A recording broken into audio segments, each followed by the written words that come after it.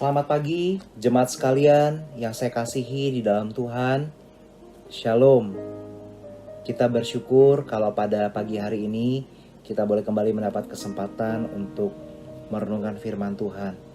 Kiranya firman Tuhan pada pagi hari ini boleh menguatkan kita semua dan juga terus membentuk formasi spiritualitas kita, agar kita boleh terus belajar menjadi murid-murid Kristus yang hidup semakin berkenan di hadapannya. Mari saudara, kita membuka satu bagian firman Tuhan. Hari ini kita akan merenungkan Injil Yohanes pasal 17 ayat ke-15 sampai 19.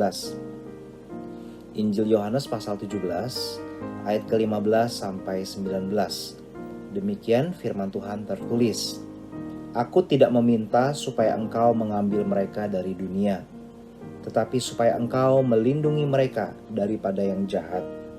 Mereka bukan dari dunia, sama seperti aku bukan dari dunia. Kuduskanlah mereka dalam kebenaran. Firman-Mu adalah kebenaran. Sama seperti engkau telah mengutus aku ke dalam dunia, demikian pula aku telah mengutus mereka ke dalam dunia. Dan aku menguduskan diriku bagi mereka, supaya mereka pun dikuduskan dalam kebenaran. Mari kita bersatu dalam doa. Kita sekali lagi minta pimpinan Tuhan. Bapa di dalam surga, pada pagi hari ini kami kembali datang ke hadapan Tuhan. Kami bersyukur untuk hari baru yang Tuhan berikan. Kami bersyukur untuk anugerah Tuhan yang tiada berkesudahan dalam hidup kami. Kami anak-anak-Mu yang seringkali lemah, jatuh dalam dosa, dan juga menyakiti hati Tuhan. Tetapi ya Tuhan, Engkau terus mengasihi kami. Engkau terus mau membimbing kami, mengajar kami, untuk hari demi hari kami boleh diproses menjadi anak-anak-Mu, menjadi murid-murid-Mu yang hidup semakin berkenan di hadapan Tuhan. Tuhan, ketika firman Tuhan akan diuraikan sebentar lagi, kami rindu Allah Roh Kudus yang boleh berkarya di tengah kami. Hamba-Mu yang terbatas ini, Tuhan kuduskan, Tuhan pakai, Tuhan topang, dan juga semua anak-anak Tuhan yang mendengarkan renungan ini, dimanapun mereka berada pada saat ini, Tuhan juga berkati. Demi Kristus Yesus, Tuhan kami yang hidup, kami berdoa. Amin. Saudara sekalian, kita seringkali mendengar satu istilah, following Christ, mengikut Kristus, atau imitating Christ, mengimitasi atau meniru Kristus. Saudara, istilah-istilah ini sudah tidak asing di dalam kehidupan kita sebagai anak-anak Tuhan. Di gereja kita sering mendengar istilah ini didengungkan dalam mimbar-mimbar yang ada.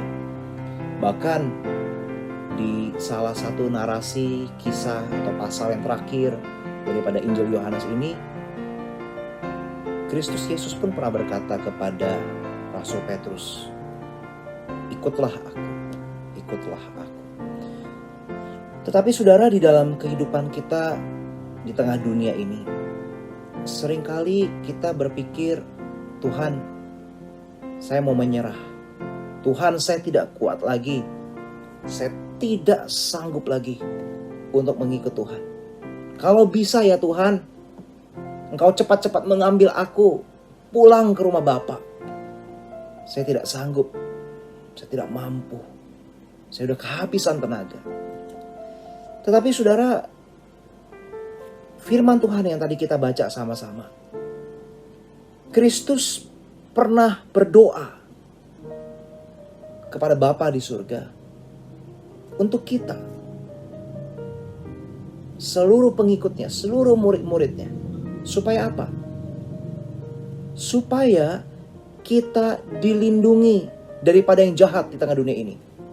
Tuhan tidak meminta kita diambil dari dunia ini, tetapi Kristus meminta kepada Bapa di surga supaya kita dilindungi.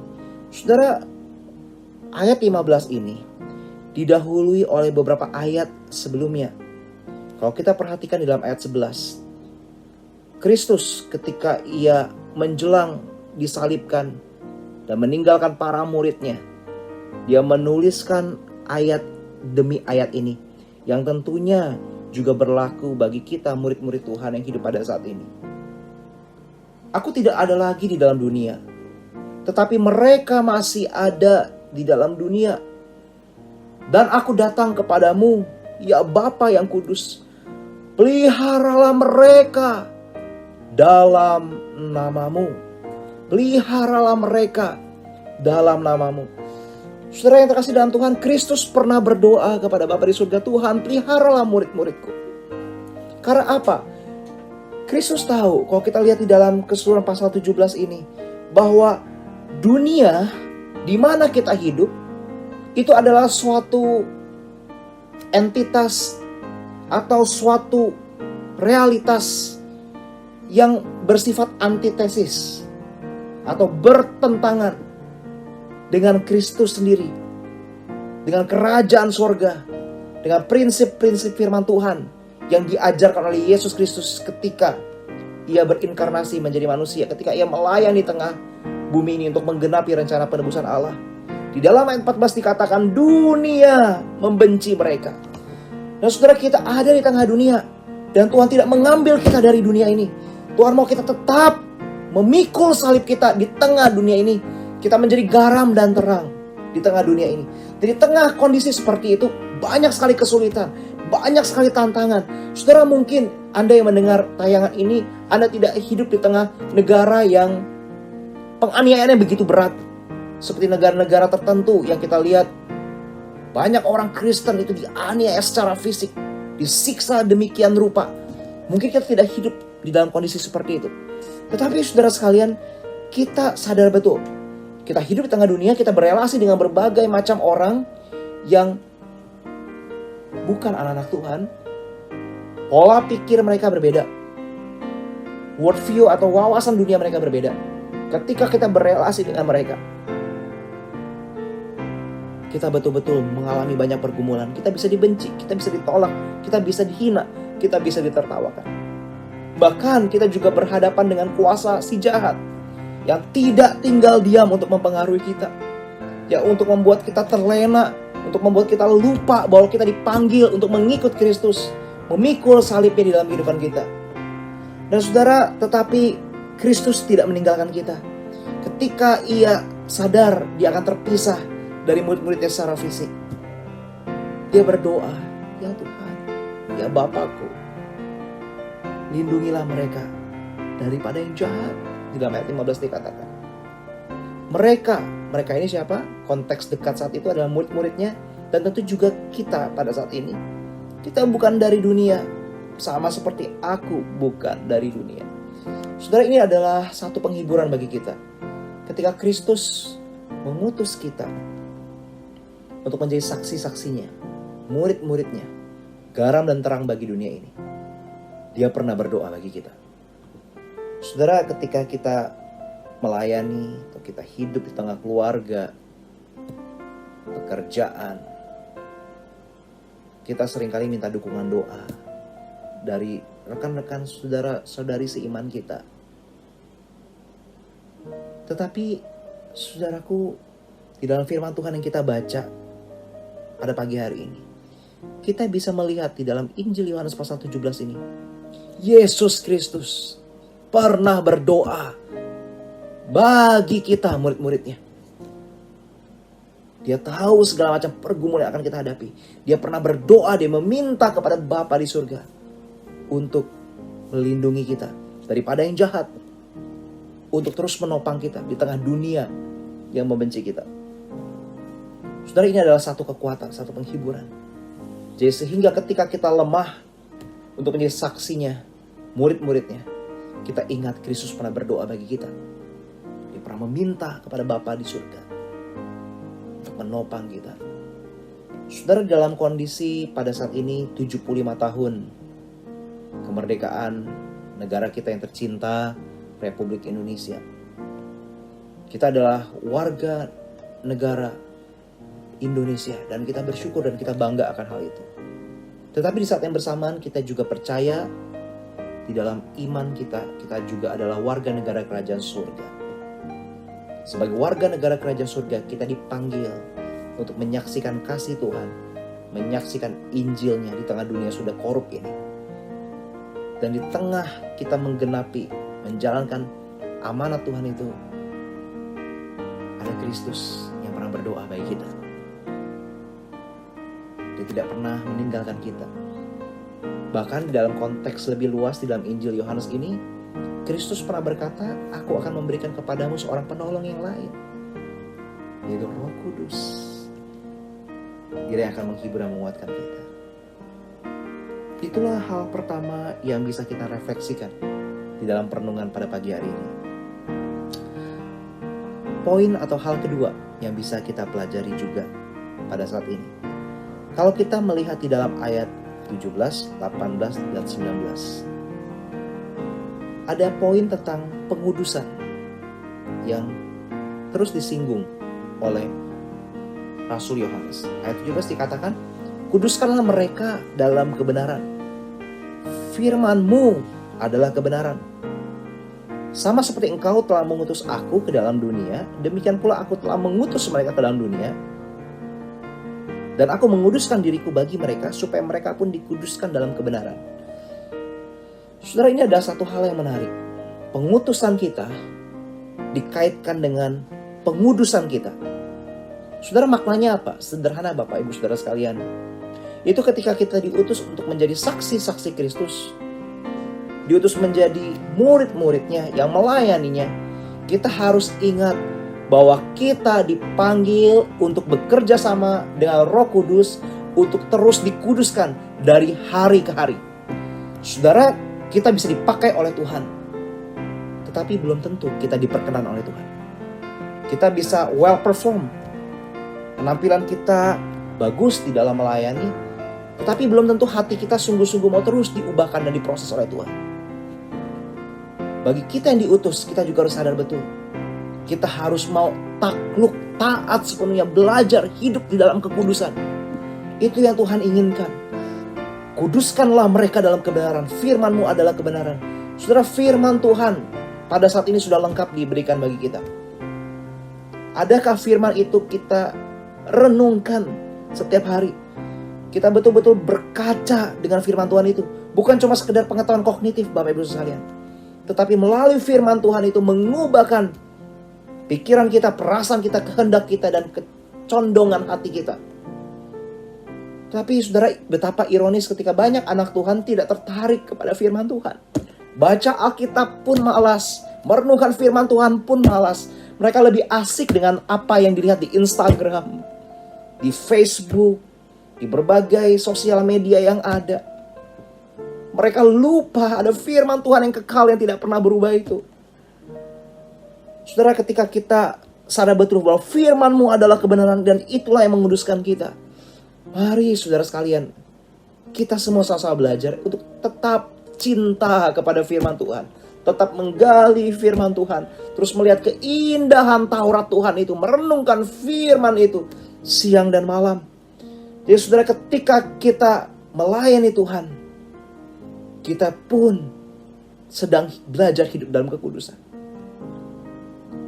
Saudara, pernah ada satu orang dosen ketika saya sekolah teologi berkata kepada saya dan juga para mahasiswa-mahasiswi lainnya, kalau kamu mau dipakai Tuhan secara luar biasa, kuduskan hidupmu. Kuduskan hidupmu. Saudara, dipakai Tuhan luar biasa bukan berarti terkenal, punya berbagai macam atribut-atribut dunia dapat dibanggakan. Karena orang yang belajar hidup dalam kekudusan tidak lagi mengejar hal itu. Tetapi poinnya adalah kuasa, urapan dari Tuhan itu. Itu tidak bisa dimanipulasi. Tidak bisa ditutupi atau diselubungi dengan retorika-retorika atau kemampuan-kemampuan atau skill-skill pelayanan tertentu. Tetapi kuasa daripada Tuhan itu mengalir ketika sang pelayan Tuhan itu hidup dalam kekudusan. Saudara bukan cuma hamba-hamba Tuhan. Ketika saudara melayani, katakanlah di dalam ibadah mingguan,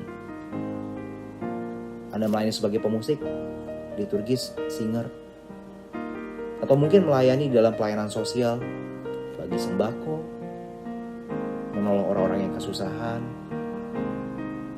atau mungkin pelayanan-pelayanan lainnya yang dapat kita kerjakan bersama. Apakah pelayanan itu cuma aktivitas agama kita? Untuk mengisi kebutuhan kita akan aktualisasi diri, kebutuhan kita untuk bersosialisasi.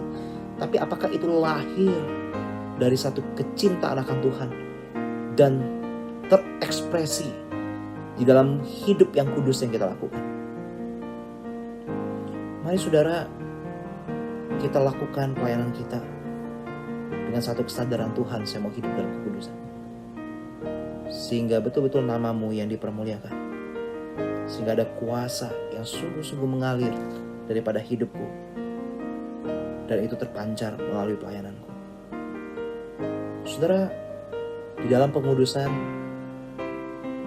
jelas diajarkan dalam firman Tuhan bahwa kita tidak mungkin bisa dengan kekuatan kita sendiri.